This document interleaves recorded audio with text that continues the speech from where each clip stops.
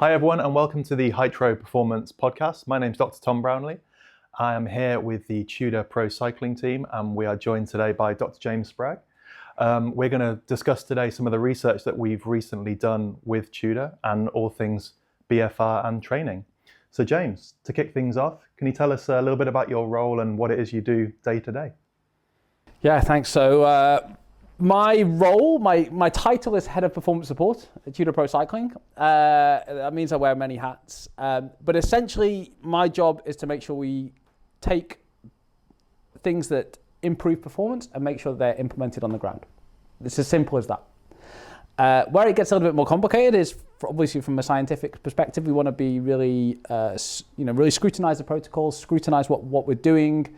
We don't want just placebo effects, we want real effects filtering through to our athletes. And on the other end, where it gets more complicated, is trying to provide high quality sports science support to 30 riders across 273 days of racing, across 3 programs, across multiple continents, all at the same time in a team environment, has its challenges. So the headline sounds quite simple. How we actually deliver that can get quite complex. So specifically looking at BFR and Hytro, you've obviously got a really extensive physiology background. So what was it about BFR that you were interested in the first place in investigating whether that might be able to play a part of the Tudor story?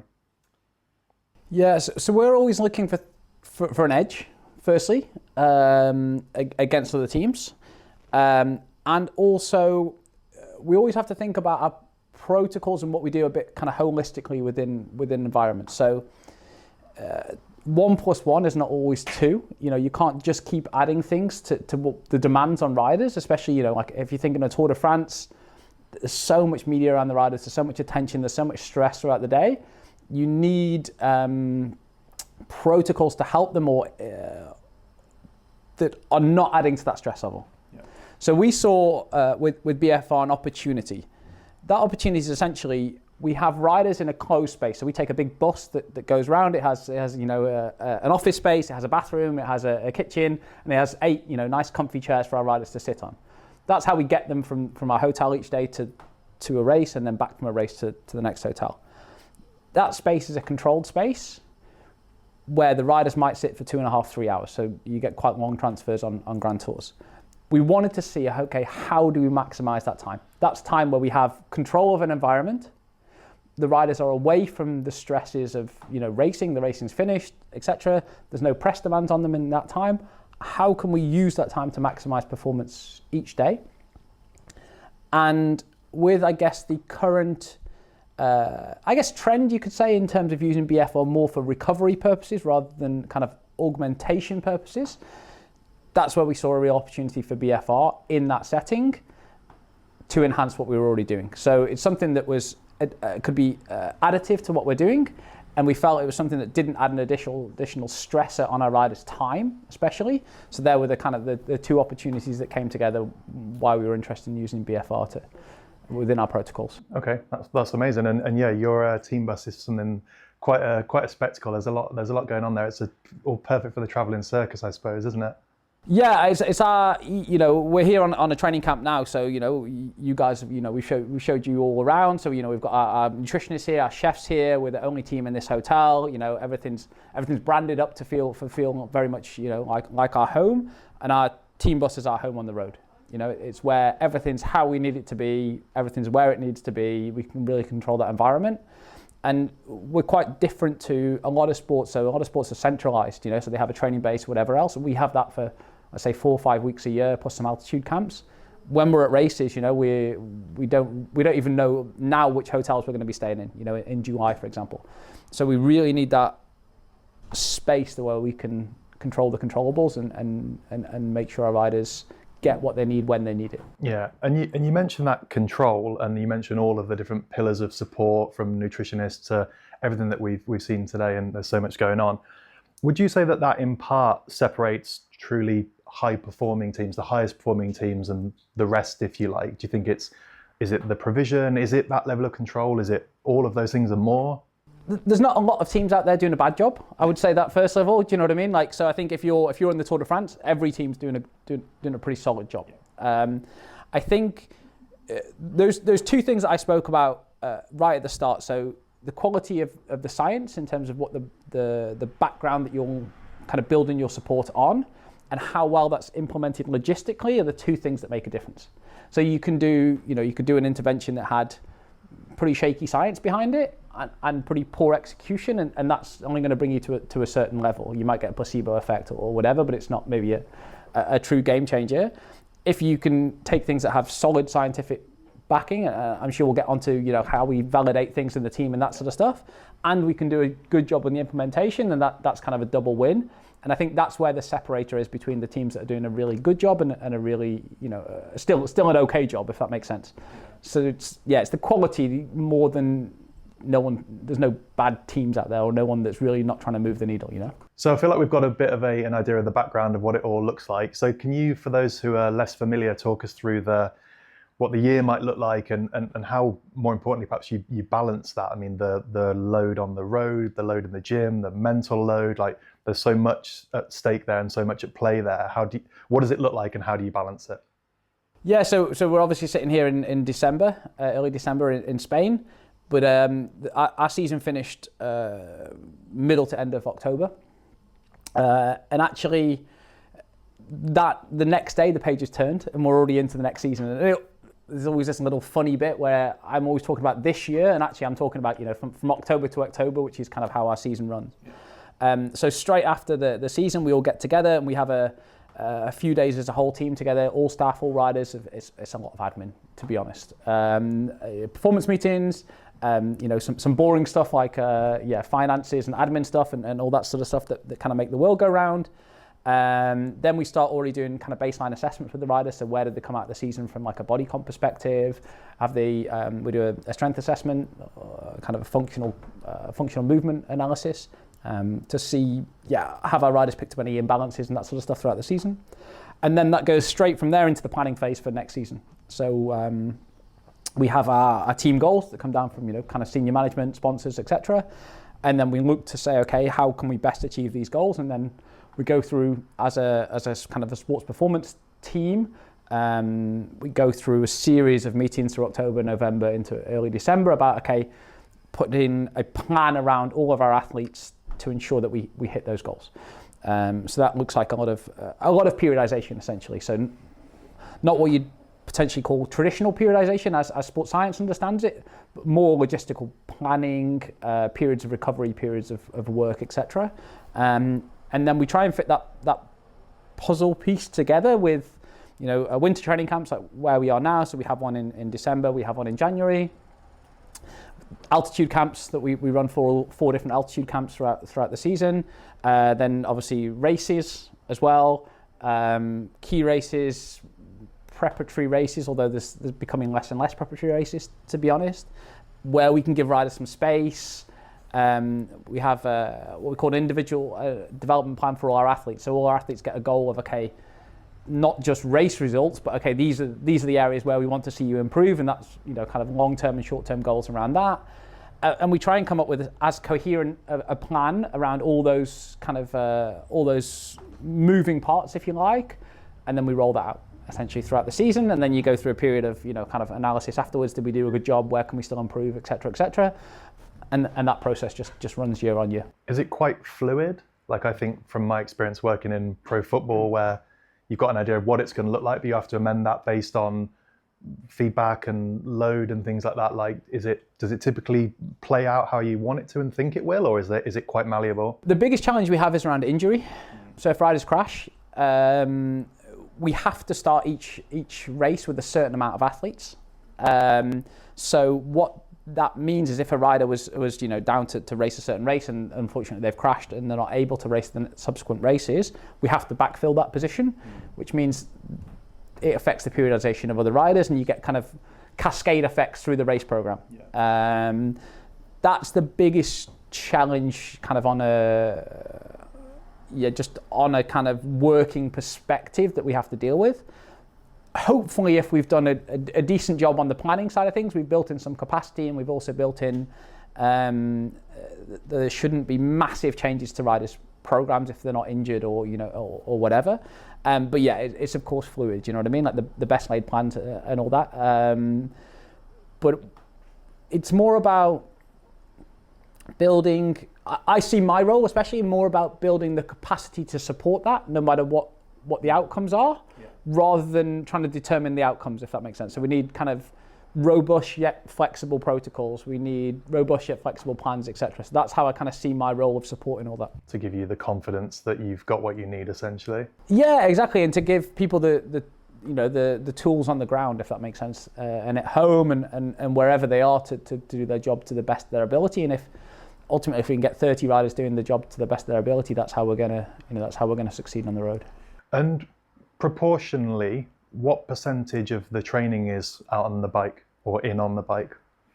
Or vast majority. So our guys do probably on average 1,000 hours a year. Actually, most of that's on the bike. They may do some running, some cross-country skiing, some cross-training, in the very early stages of getting back into training after a bit of a break. They do quite a bit of gym work. One of the challenges we face in cycling is, like, if you've got a 3-week race, for example, you're not going to add gym. If you're doing the Tour de France, you're not going to be going to the gym in the evenings. Do you know what I mean? So actually, like with things like the training that's not on the bike, we really have to periodize that and see, okay, where have we got periods, like now when we're in Spain, we've got a gym here in the hotel, we've got our strength and conditioning coach coming in. There we can really focus on the gym work and get the quality high. And then it has to bridge us over a certain period where, riders are too busy traveling, racing, whatever else. Yeah. And presumably some riders you feel need that more than others for various reasons, whether it's lack of capacity or asymmetries or whatever that might be. Yeah, and that comes back to the planning that I was talking about in October, So we do this whole screening piece. Yeah, exactly. And then also based on, if you've got a pure climber that's 60 kilos, it probably is not going to change the world if they, can squat 20 kilos extra. Do you know what I mean? Whereas if you've got a sprinter and they can squat, 150 kilos, a few points of a meters per second faster, that's actually probably going to come into, their performance on the bike quite a lot. So again, it's just prioritizing those. So for a lot of our listeners and viewers, potentially their best awareness of cycling probably is the Tour de France, and they might not have that much awareness beyond that. So for people who are a bit less clued up, what do you think is the hardest thing that people might be unaware of about keeping these riders doing what they need to be able to do year round? For the riders, they will say the time away from home. So these riders are away from home an awful lot. So, we're here in December now for 2 weeks. We're back in January for 2 weeks. Then we have a 3-week altitude camp. And then, the riders do between, let's say, 60 races at the bottom end, up to maybe 80 race days a year at the top end. If you're at a Grand Tour, you're away from home for 3 weeks. So it's just the volume of racing that we have to do as a team is one of the biggest challenges. The reason we have to do that volume is essentially we score points in races, and there's an overall classment of and it's not weighted on how many race days you do. It's just a total amount at the end of the season, and that dictates a lot of kind of entries into big events. So, for example, the Tour de France is essentially a points game to get into the Tour de France. So we have to do that volume of racing just to keep up essentially with all the other teams. And so are you talking physically there or psychologically or both? Both. Yeah. And you probably can't even separate those two things, to be honest. We don't even try and separate those two things. I think we just try and support our athletes physically and mentally. If a rider comes to us and says, I'm a bit on the limit, it doesn't matter if it's physically or mentally. We need to give that rider a break, ultimately. And that might be even letting them go home for a period on occasion, or? Yeah, and that comes back to the planning again. So, we know from experience, certain riders need that time at home. Some deal better with, being away from family or whatever else. We also have a big age range. We have riders that are 20, and we have, that have not even got, a long-term girlfriend. That they're very free in their lives, if that makes sense. And then we have at the other end, riders that are in their late 30s with multiple kids and families and schools and all that to work around. So obviously that also comes into our planning. And some people like to be at home. Some people like the time away. And we have to consider all these things when we're trying to put the puzzle pieces together, because ultimately it's about getting the most out of those 30 riders, at an individual level. Yeah. Okay, so we're here today to talk about the recent research study that Tudor and Hytro did together. Can you tell us a little bit about it? Yeah, so to go probably one step back from that, one thing, and this came back, what we were saying about we try and keep those scientific standards really high. Whenever we bring something new to the table, we validate it in-house. So, you can read 10 different papers on 10 different things, you get 10 slightly different answers, and you get an idea of, okay, this is something that may be of interest to us, but we always validate it in-house first of all. And the reasons for that are twofold. One, we want our own data that we can trust and we know the caveats around it and whatever else. But two, any intervention needs to work within our environment. So it needs to work with the protocols that we have around recovery or around strength and conditioning or whatever it might be. It's a collective package of interventions that we offer, not A plus B, C, etc. It's a collective package. Yeah. So we always want to make sure it works in that environment. So with Hytro, that's exactly what we did. We took it to one of our training camps, and essentially we used an effective and a non-effective occlusion pressure. And then we measured some kind of on the bike measures, and we measured some subjective measures about how our riders were feeling throughout a training camp. We had 2 groups. Those groups were matched in terms of, there wasn't the climbers against sprinters. It was one climber in this group, one climber in this group. They had very similar levels of physical capacity, and then one sprinter here, one sprinter here, etc. And then we looked at, okay, what were the differences, both in outcomes from kind of on the bike measures, and also, just what our riders are feeding back to us in terms of how they felt. Okay. And then we compared the difference essentially between a sham intervention or a non-effective occlusion pressure and an effective occlusion pressure. So how did you utilize it? It was part of recovery, right? What did that look like? Yeah, so we predominantly use Hytro as a recovery aid. So we do essentially a passive intervention. So the riders will strap in for 3 to 5 minutes, and then they'll unstrap for 2 minutes, and we'll do that 3 times. Mm-hmm. And going back to what I was saying about, we want to do this on the bus, etc. This is something that the guys can do with their feet up in their nice comfy chair. They can be scrolling on their phone, which is quite important to some of our guys. Yeah. They can be calling the girlfriend, they can be calling the wife, whatever it is at that point. So it's not a big ask. No, it's not a big ask, and it's something they can do while they're eating they're having the recovery shake or they're eating their post-race food. It was a really nice, easy way to get something that we felt was going to benefit, recovery while not really affecting our riders kind of too much in terms of the demands on them. That's how we do it. So passive, we do it actually normally with either with a recovery shake or just after the recovery meal. Like I say, strapped in 3 minutes, unstrapped 2 minutes, 3 times, and then that's the end of the protocol. Perfect. And what did you find? So we found some interesting things. So I would say the clearest findings were in the subjective measures. So the effective group, we did a 6-day intervention. On day 3 especially, we saw a big difference between our groups. So if you look at kind of mental demand, physical demand, subjectively, so essentially how hard the riders felt they were working, the effective group felt a lot more recovered or a lot less kind of overreached at that point in time. So that was really positive for us. This is where kind of science meets reality, if that makes sense. So obviously we did this in an applied setting. We did it in an environment where we could control everything. So we could control the food, we can control the training, we can control when they did the protocols, etc. But that meant we had small numbers for our study. So from a pure scientific, if you do like stats analysis, our subjective measures were actually significant, which was really, we didn't even expect that with the numbers that we had in the study.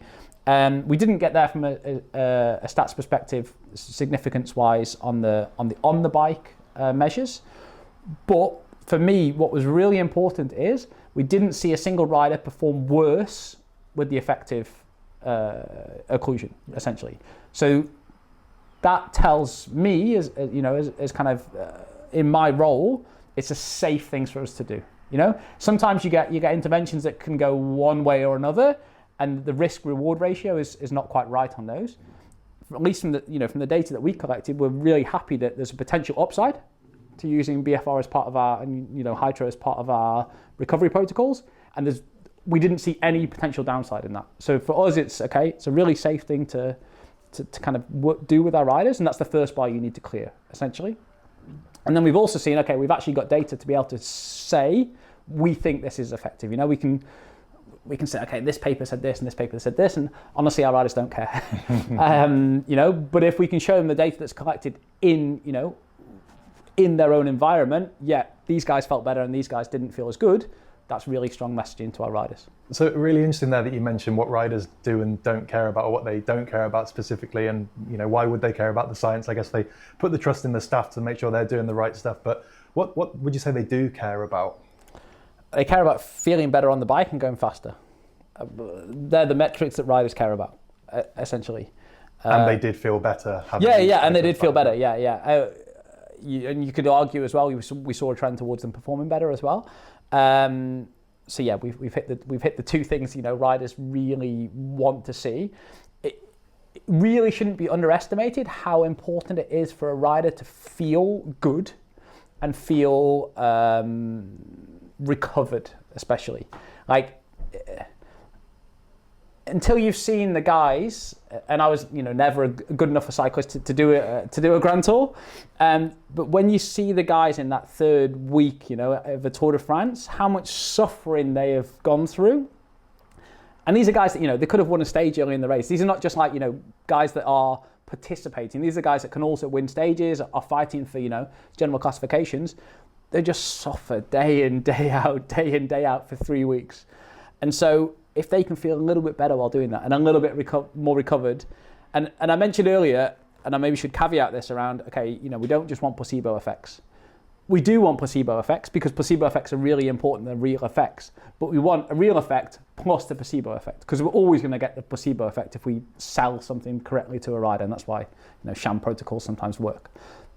But we can't expect 10 different things to all give an additive placebo effect. You know what I mean? We'll get a placebo effect once, and then we'll get 10 real effects. So that's why it's really important for us that we get that real effect as well. But riders want to feel better on the bike. And I think that's really interesting, because I think sometimes subjective data can be poo-pooed a little bit, because some people might think, well, but as you say, that's just a placebo. But you're absolutely right, and especially these guys when they're in the hurt cave, how they feel is everything to a point, isn't it? It's so important. Yeah, and it affects mood, it affects motivation, it affects all those things. It's really for me, subjective measures, especially when you're dealing with elite athletes that are very fine-tuned to understand how they feel, how they felt previously in those circumstances. They're a really effective tool for us, especially because if you go down that pure stats route in terms of how scientific studies normally have to run, with the athletes that we have in the team, that their headroom for performance improvement is so small, even with large, even if we do a study across the entire team, all 30 riders at once, the margin that they're going to improve is so small that actually we're probably not going to be able to pick that up with traditional statistics anyway, just because that headroom's not there. So for us, going back to subjective, because you have the same range for a pro rider as you do for an amateur rider, 0 to 10 or whatever you use, you can still pick up big changes, for that rider. Okay, the magnitude of performance might be a lot smaller, but they can still feel terrible and they can still feel great. So you can, with elite athletes, that subjectivity actually gives you scope to look at things that are a little bit smaller or more marginal in terms of their performance gains. And I suppose for you guys as well, that smaller potential is almost just as big as the bigger potential in your exactly, because right? The difference between winning a sprint and not winning a sprint is very, very small. It can be a tyres width kind of thing. After 250k of racing. So if it can make our riders a tyre width faster, then we win a race or we don't win a race, and that's a big change for us. And I suppose we're not just talking about the third week of a Tour de France. You mentioned 1,000 hours on the bike every year, when you've got to go out and the weather's not quite as nice as it is today, and again, feeling more recovered and, like you say, more up for it is going to be really important as well, isn't it? Yeah, 100%.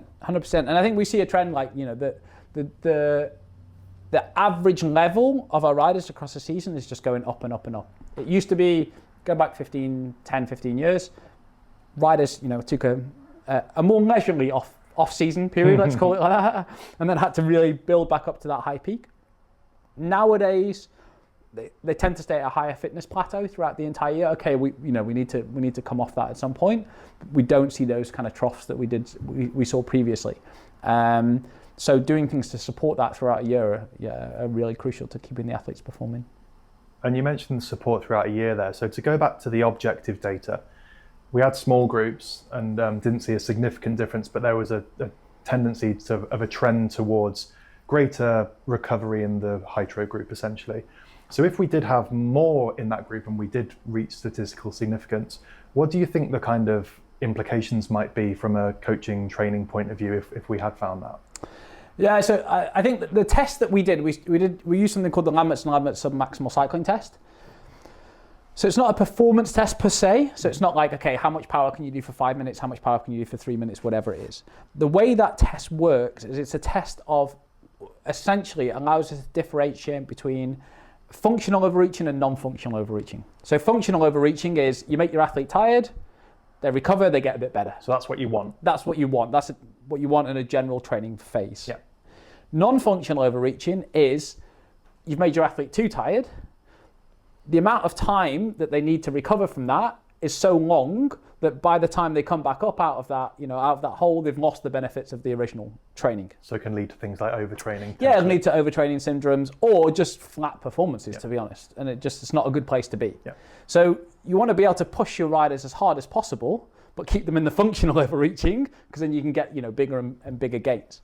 And so that's a test that we used in this instance because we were interested in recovery.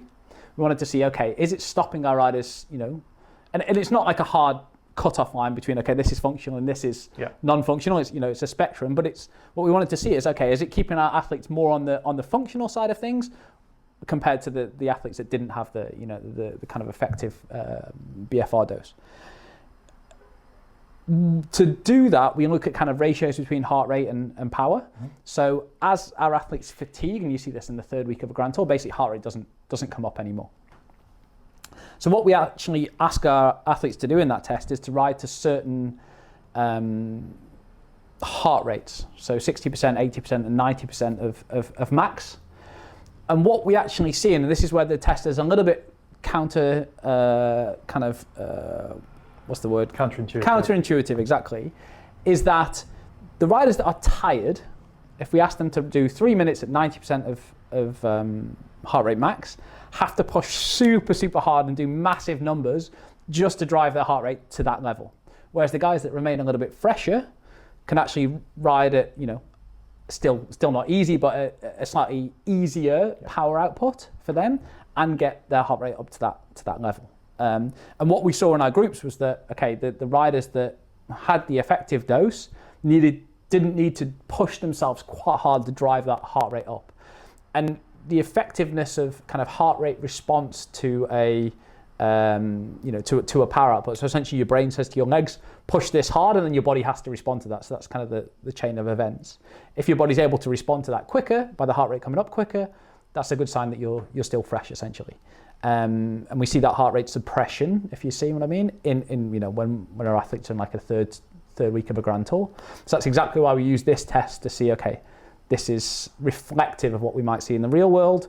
And it just gives a bit of a background because sometimes those are kind of counterintuitive findings. But yeah, we saw the guys that didn't have to push as hard were the ones on the effective dose.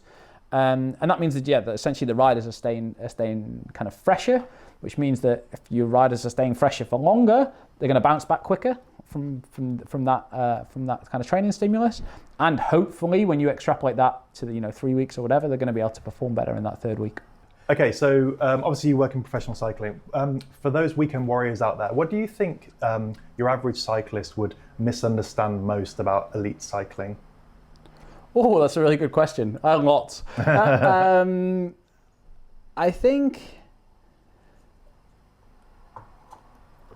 that just the demands on the athletes. I think they wouldn't understand the mileage or everything. Everything from the media requests. You're not just it's not like a 9 to 5. Do you know what I mean? Like you have to look after your nutrition the whole time, your sleep the whole time. Obviously you've got the training load that's really high the whole time. There's increasing kind of media demands on athletes. There's increasing team demands as we try and professionalize things and do more and more with our athletes. The demands are really high on this athlete. It's interesting there that you haven't even mentioned the actual cycling. No, because in a way that's the bit they signed up for. Yeah. Do you know what I mean? Like they're bike riders because they love to ride bikes and they love to race bikes. 99% of riders. Yeah. You know what I mean? That's kind of the easy bit for them, in a way. That's where they're comfortable. Yeah, that's where they're very comfortable, and what they've been doing since they were some of them since they were 10 years old. Everything that facilitates optimizing the bike riding takes a lot of effort and time and whatever else. And you can't just if you've got a big race coming up or a big training camp coming up or whatever else, you have to shape your home life around that to make sure you're ready and whatever else to then fulfill your kind of profession. So I think people don't realize the demands on the riders outside of that. At the same time, probably actually they think that, like, let's say a 200k race, think, wow, okay, 200k doing that. Actually, that's like the bread and butter for the riders. Do you know what I mean? Like 200k, doing 200k as a bike rider, it's like doing a normal day's work for you and I. That's what they do, and that's what they're trained to do. So actually, that's relatively light in terms of, I'd say, demands on them. But it's everything that goes around to optimizing that's probably the biggest challenge. That's interesting. Yeah. Okay, back to BFR for a second. If you were interested in incorporating BFR into your current training regime, let's imagine you're a coach or a rider, where do you think would be a good place to start? We've obviously touched on the research a little bit, so how do you think you might look to incorporate it if it was new for you? Yeah, it's a good question. So we focus predominantly on the recovery element, which you could argue is probably the least researched, probably most cutting edge way of using BFR. The reason where we've actually got really strong evidence for the use of BFR is in augmenting the training response, essentially. So like, do a session, but do it with BFR and you get a bigger stimulus from that session, right? The reason we don't do that with professional athletes so much, we do it when kind of rehab senses and stuff, but not on a day-to-day systematic level, is because we can just train a bit harder. Like our athletes have, from when the sun comes up in the morning to when the sun goes down in the evening. If we want them to do 7 hours, we can do 7 hours of training rather than 5. Or if we didn't want to do another set of intervals, we just send them out for another set of intervals. Mm-hmm. So we can always, because we're not time pressured, up that training stress through pure training. It's not like runners, for example, where you might get stress fractures or whatever else. It's it's a non-loading sport, so we can do that quite easily. Flip that on its head. If you've got athletes that have got time pressure, like say masters athletes or amateur athletes, for example, maybe BFR could be used in those environments to actually augment that training stress because you haven't got the time to do that extra hour or do that extra session or whatever it might be. Doesn't mean you can't use it for recovery purposes just like we do, but it's probably an avenue of using BFR that's not so applicable in our world. Maybe it is in other sports, and we touched on kind of runners or whatever else there. But it's something where you could, like let's say for me with, a busy job and kids at home and whatever else, maybe doing a session with BFR when I've got that 1 hour, once the kids have gone to bed, kind of, on Training Peaks or whatever it is, do you know what I mean? Maybe I could augment the stress slightly in that 1 hour and get more out of the training there. Yeah, but you see as part of the competitive advantage for pro cycling teams that it's mainly the recovery and the rehab side where you'd be getting those benefits. Yeah, but we operate in a very kind of specific set of circumstances. You know what I mean? That's true. That don't apply to 99% of people that exercise. So it's just, I think there's things that people can certainly learn in terms of like the recovery protocols and stuff that we use and apply that as well. But just because we don't use it in a certain area doesn't mean it's not useful in a certain area. Yeah. And if you tell your riders they need to do another hour on the bike and they don't have to do some media, they'll probably be happy with that anyway. I just want to take up with the media team. So let's talk the future. What do you currently see as areas that excite you, developments, whether it's technologies or training, or what advancements in pro sport do you see that are exciting at the moment? I think we're probably at the stage, and something might come out of the blue tomorrow that makes this completely, what I'm about to say, completely a load of nonsense. I think we're at the stage where doing it with more quality is where the gains can be made rather than doing more or different. Okay. What I mean by that is if you can get that, if if you can get those interventions effective on the ground with your athletes and individualize them, so that athlete X and athlete Y don't get get tailored interventions, I think that's where the cutting edge is at the moment. I don't see anything, and you could argue maybe with BFR and with recovery protocols, that is something that came out of the blue a little bit. Do you know what I mean? Like a few years ago. So maybe something else comes along. But at the moment, where we see the kind of the cutting edge is individualizing those protocols to your athletes, while still systematically kind of doing them across a long period of time. That's where we see the cutting edge at the moment. I suppose it's kind of the natural evolution, right? Like maybe 20 years ago, training wasn't quite as systematic and it was a bit more traditional, and then it's advanced and become a bit more scientific from our point of view. And then the next evolution of that is, well, everyone shouldn't be doing the same thing. So if you've got the resource, how can we chop it up? Yeah, exactly. And I think sometimes there's always a danger as well. We get a little bit distracted by the fancy new thing. And I think we have this kind of phrase of world-class basics. So that's what we really want to do. We want to deliver, recovery, training. If we can get those two things right systematically, then our athletes are going to improve. And we hope with kind of then tactics that feeds through into better race results. So it's okay. Like, remember there are basics. Do you know what I mean? And let's build a foundation of, we shouldn't do a fancy recovery intervention if our riders aren't sleeping well enough, first of all. Yeah. Do you know what I mean? Like, that would be the recovery intervention. And if they're not eating well enough, do you know what I mean? So you have to build this. We always say, okay, world-class basics first, and then we can add the marginal stuff on top if there's capacity, both kind of mental, physical, time, logistical, resource capacity, whatever it is. But doing the world-class basics first, individualized to the athlete, is where we really try and focus our time. That makes sense. Okay, and then sort of wrapping things up, using your experience, vast wealth of experience, how would you advise young riders, developing coaches? What would your words of wisdom be to help them move to the next level? Plan and take one step at a time.